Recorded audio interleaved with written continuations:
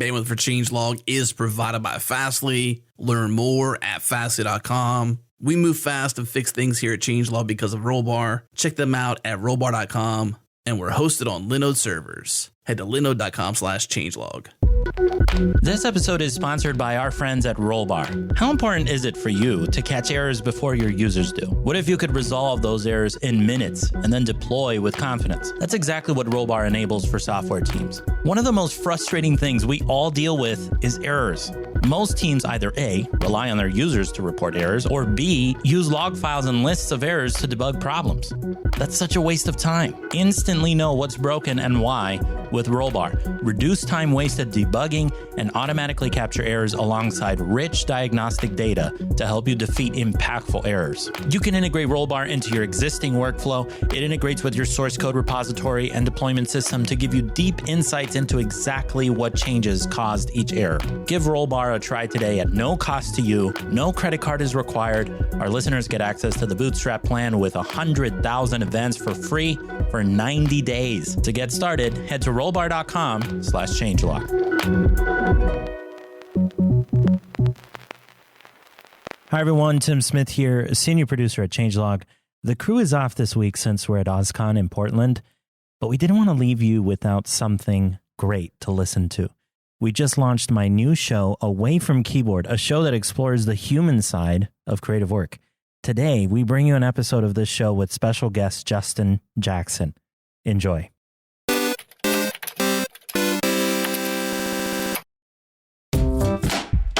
From Changelog Media, this is Away from Keyboard, a show exploring the human side of creative work. I'm Tim Smith. For me, Justin Jackson is a special person. We met back in 2012, I want to say, when he invited me on a now defunct podcast to coincidentally talk about an also now defunct podcast that I used to host. Justin has been a great friend to me and in many ways has lived the dream of making a living by building a business that helps people create things and launch them into the world.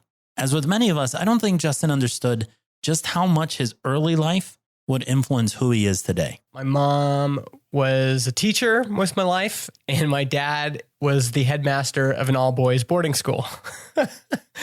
And so my mom is just wildly creative, very funny, very much like me. I'm very much her son. Like when we get together at family reunions, it is her and I just laughing and making up jokes about things that no one else thinks is funny. I have this one memory. There's this radio show that I loved, and the main character of the radio show had this building that they turned into a center for kids, and it had a train set in it and a computer room, and every room of this house and this center was for kids. And I thought, I want to build something like that, and said, Mom, I want to do this. I want to build this thing. And, I said, I think it's going to cost about $1 million. And she said, well, we're going to have to go buy a lottery ticket then.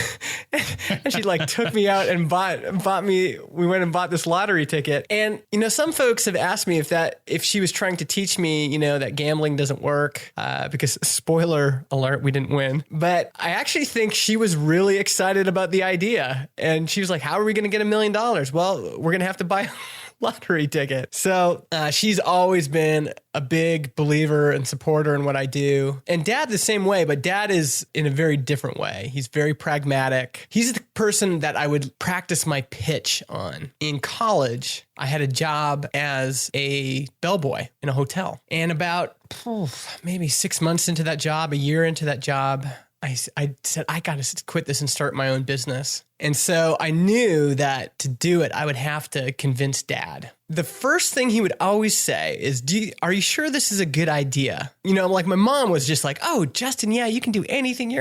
But my dad was always like, have you thought this through? Are you sure this is a good idea?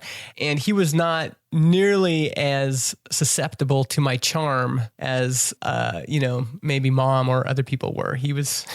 He had some good questions. And so those even just Mom and Dad, that influenced me quite a bit. Justin also gives credit to an English teacher he had in high school.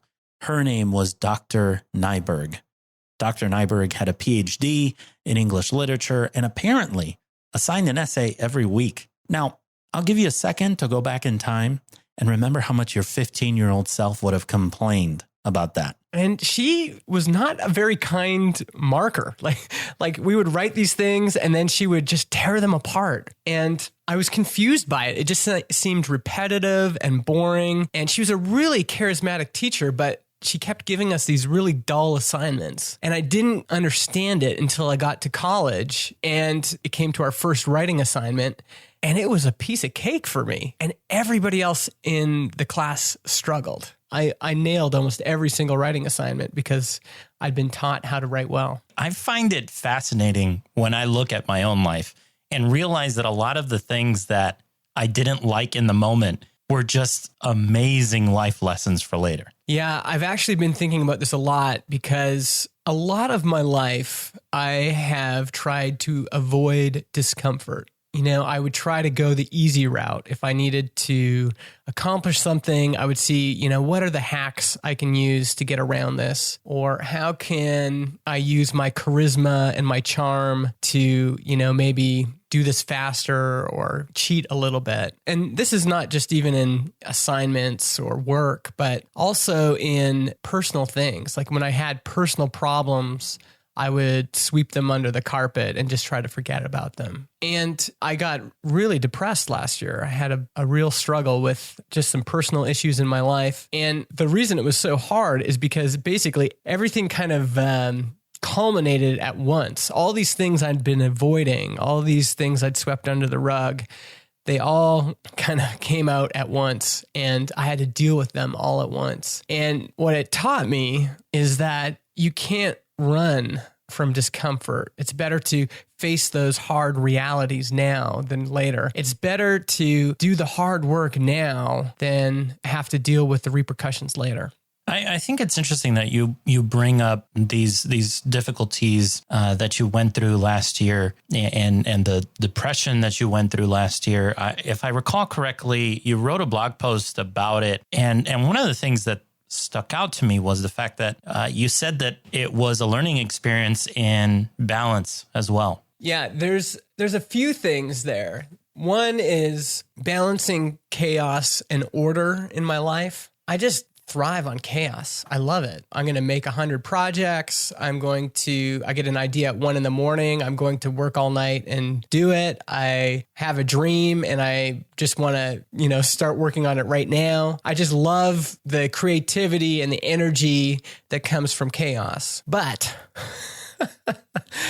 there needs to be balance in our lives. You can't just have chaos. If all you have is chaos, then you just have a chaotic life. I think I've learned that I can't just keep pushing myself forever. You can sprint for a while, but you can't do that forever.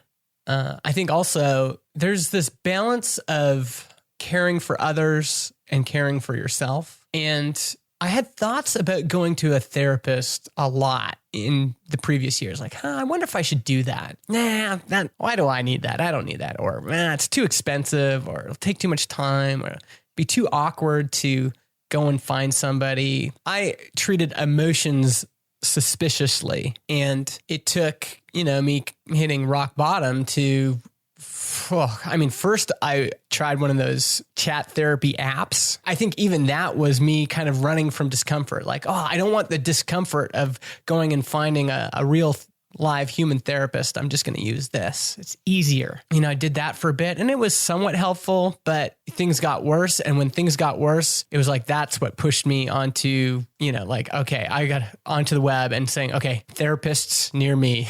Right. And looking at 4 or 5 websites, and then eventually settled on one that I felt was a good fit for me. And that was a game changer. Because finally I was taking care of myself. I never went to the doctor. Something would be bugging me and my wife would be like, go to the doctor for goodness sakes. I don't know. I don't got the time. And it's better for me to just keep my head down and keep helping these other folks, keep helping the family. But you can't help other people if you're not doing great. I think balancing those things too, between saying, okay, well, I'm helping other people, but you got to care for yourself too. You got to take care of your emotional well-being, your mental health, your physical health, all those things. You got to be grounded. You can't just be chaotic. There's a lot of balance in there. Coming up, Justin talks to me about how he's realized ego is the enemy, the importance of being honest with yourself, and why he's decided to venture into a new business.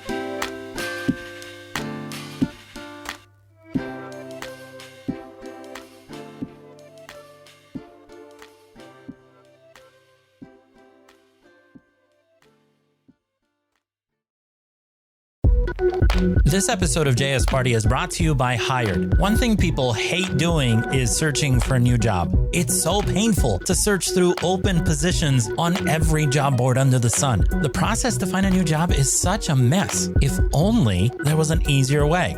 Well, I'm here to tell you there is. Our friends at Hired have made it so companies send you offers with salary, benefits, and even equity up front. All you have to do is answer a few questions to showcase who you are and what type of job you're looking for. They work with more than 6,000 companies, from startups to large publicly traded companies, and 14 major tech hubs in North America and Europe. You get to see all of your interview requests. You can accept, reject, or make changes to their offer even before you talk with anyone. And here's the kicker. It's totally free. This isn't going to cost you anything. It's not like you have to go there and spend money to get this opportunity. And if you get a job through Hired, they're even going to give you a bonus. It's normally $300, but since you're a listener of JS Party, they're going to give you $600 instead. And even if you're not looking for a job, you can refer a friend, and Hired will send you a check for, get this, $1,337 when they accept the job. As you can see, Hired makes it too easy. Get started at hired.com/JS Party.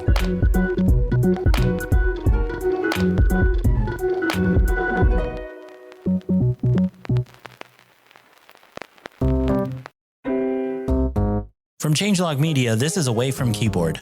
I'm Tim Smith. One of my favorite questions to ask business owners is what the scariest thing was about going out on their own. Justin's response, I think, is one of the most relatable I've heard. The scariest thing for me has always been, I've got this family to support, and there's 4 kids. My wife works now, but she didn't work back then, and saying, man, I hope I can do this. I'm going from something consistent, I know I'm going to have this every month, to not consistent. I mean, that was one thing. There's other things too. Like, to be honest, my ego was a huge thing. By this time, I had a little bit of a following online, and I really wanted to maintain this appearance that I was in control, that I knew what I was doing, that I was confident. Yeah. And, that I was someone worth following. And losing that, it's one of the things the fear of losing that was one of the things that kept me from, acknowledging that I had problems. Because I just wanted to appear, I've got it all under control. I know what I'm doing. And who wants to follow someone who's insecure? Who wants to follow someone who, is maybe doesn't have it all together? And I've realized that ego really is the enemy. Every mistake I've made since I went independent and worked for myself has been ego driven, as opposed to just, okay, Justin, let's get grounded here. Let's look at reality. Let's be honest with ourselves and quit focusing on yourself so much, Justin. Focus on who are you trying to help, and how are you actually helping them? The question my wife would always ask me, and it's a good question. Do you really want to help people, or do you just want to be famous? Dang. Yeah, because a big part of me just wants to be famous. Now, I don't actually think there's anything wrong with that, because I think it's better for me to be honest with myself and actually articulate what I want, as opposed to articulating one thing, which is, oh no, I just want to help people and just be a great entrepreneur. Articulating the lie you're telling yourself. Exactly. I can articulate the lie I'm telling myself, but when you actually articulate what you truly want, what is your actual desire or desires, I could say, okay, do I want to be famous? And the truth is, well, I want some of that, but I don't want to be too famous. I've seen what that can do to people, but do I like to be publicly recognized? Do I like folks following my work? Do I like to have an audience? Yes. Would I like to have a bigger audience? Yeah. And even me articulating these things right now is difficult because I'm thinking, oh man, all these people are going to think I'm a scummy, a scummy fame seeker. But it's better for me to just be honest with myself and say, okay, is this what I want? I think, my rationally, my fear was, how am I going to provide for my family? But then emotionally, my fear was, am I going to be able to keep looking like I've got it all together and I'm a famous person? And now I'm just more honest with myself. Yes, I want to build an audience, but I want to do it sustainably. I want to, I'm okay with recognizing that I do like being the center of attention, but I'm also going to be careful about it because there's some potential pitfalls there too. I love that response because I think that is the realization I came to in like 2014, which was that I finally came to the realization that I was doing nothing but trying to be famous, and that didn't actually make me happy. And I think ever since I've acknowledged the fact that I don't want to be famous, I just want that whatever I create for some people to care about it. That's it. That's all that I want. I think after I've like acknowledged that and said it out loud to myself, I felt so much happier. Yes. Yeah, that's the power of articulating what you want and being actually honest about it. Because once it comes out of your mouth, once all of these things that have been floating around your subconscious actually come out as words, you can see it for what it is. Right. And so when my wife said, do you really want to help people or do you just want to be famous? I had to wrestle with that. And then it's okay, by the way, to just sometimes articulate things and see if they fit. And so because I'd never actually spoken the words, I want to be famous. Whoa, they're out of my mouth. And now I have to wrestle with it, right? I have to be like, okay, does this fit who I want to be? Does this fit who I am? Well, and you see, I feel like, you know what? Lie to the world, but don't lie to yourself. You know what I mean? Like, if that makes any sense, like, you can tell anybody else whatever you want, but at least be honest with who you are and what you want to yourself, even if what comes out isn't all that great. Yeah. Exactly. But the beauty of it is when it does come out, then you can compare that thing that just came out of your mouth to your values. It's good to not be afraid to just try some things on. Yeah. So it's kind of a drastic change in topic, but we're in 2018. Why build a SaaS like Transistor right now? There's the public relations version of this, Tim, and then there's the real version. Give me the real version. So the real version is I had a really hard 2017. I was making most of my living off online courses. And I think 2017 was kind of a watermark year for online courses because it had been up to that point a really good way to make a living. And then certain segments of that market dropped out completely. Business courses that I was doing, those really got hit hard. And I think it was because people had been buying these courses. And then 2017, they kind of woke up and said, well, wait a second, I've got like 20 courses in my Dropbox folder called Books and Courses, and I haven't done any of them. They're not actually making my life better. And so I was thinking, oh man, it's getting harder to do this. Not to say that I think it's still worth doing, and I think it's still worth doing well. I think there's still opportunities, but it definitely got more challenging. Another challenge for me was Intercom, which is a big startup, started releasing these incredible guides like that were right in my wheelhouse and for free. And so I had this competition that was now offering these for free. Udemy was lowering their prices, and it was just getting really hard. I also, in 2017, there was a first draft NBA player named Justin Jackson. I didn't think it would affect me. I laughed about it at first. And then all of a sudden I'm like, I'm getting way less traffic and way less inbound leads than I used to. And, sure enough, I Google my name, and before I'm, Justin Jackson, I was number one. And now I'm not, I'm on like page 5, Right. Although kids reach out to me on Snapchat thinking that I am the basketball player who's like black and, 7 feet tall. Right. Which I think is hilarious. So all of these things kind of culminated and, I'd had this hard year emotionally. And so my friend John, he was one of those people that I just reached out to when things were tough and we kind of commiserated together.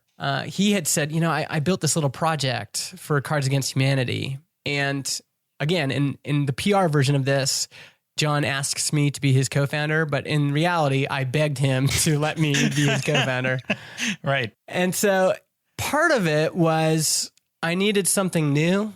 I was, emotionally spent. I was, and I just needed something new. I needed a new project, a new focus to kind of pour my energy into. I think there were a lot of things, a lot of good evidence that now is a good time to invest in podcasting. Previously, I'd always said, I think podcasting is a bad market because it's a lot of DIY folks, a lot of hobbyists, and they don't like spending money. But what had changed is that there was a lot of companies investing in branded content. So that there's just a lot more activity and a lot more activity on the professional end of the spectrum. I felt like, okay, if I am going to invest myself in something, I'd thought about acquiring an app. I tried to acquire 2 or 3 apps and they were never quite the right fit. And then Transistor came along and I said, John, I could help you so much. Like, let's partner up. Let's do this together. And if you've listened, we have a show together called Build Your SaaS. It shows how different John and I are.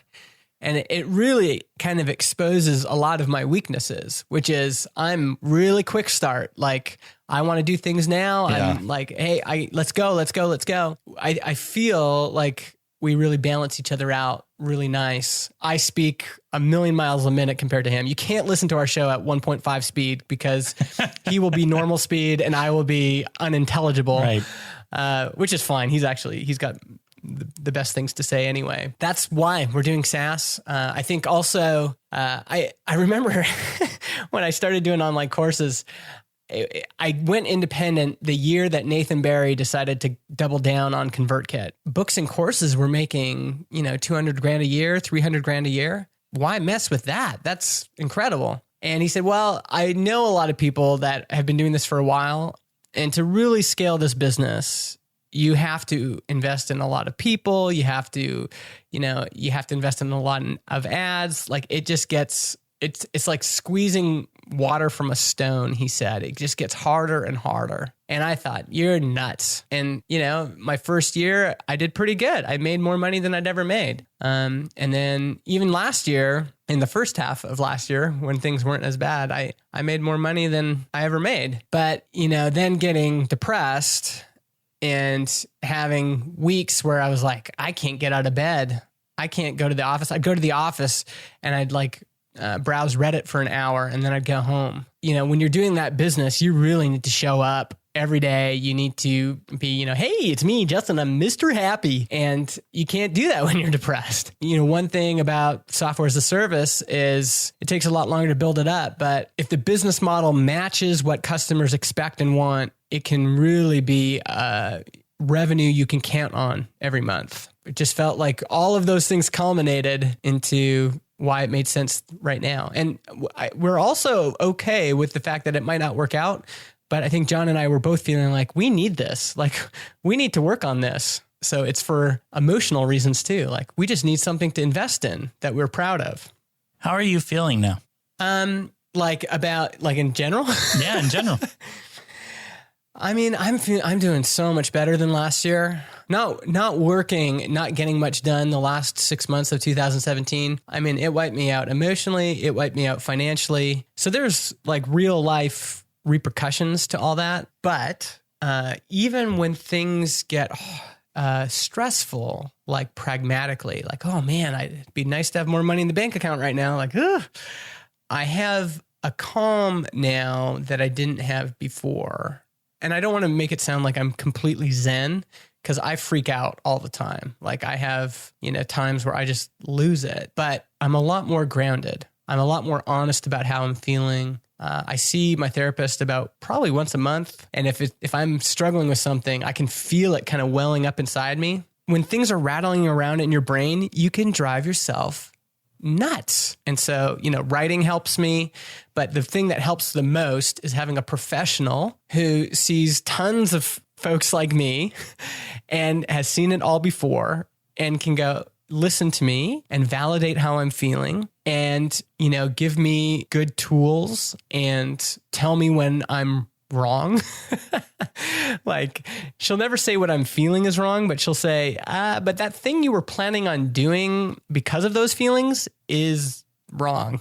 Like, you can't do that. That would be destructive. That alone, like just having a therapist that I can call and book an appointment with has been so big. Really enjoying having a co-founder. I was trying to be this like solo founder that could do it all himself. And every successful solo founder I know has tons of help.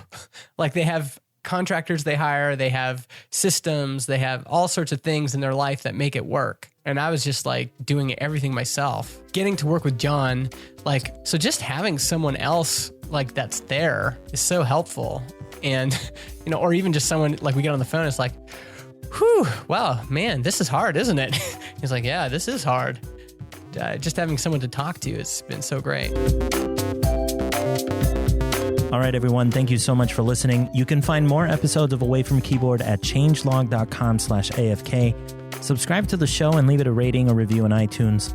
A special thanks to our sponsors, Rollbar and Hired. Our bandwidth is provided by Fastly. Learn more about them at fastly.com. We move fast and fix things here at Changelog because of Rollbar. Check them out at rollbar.com.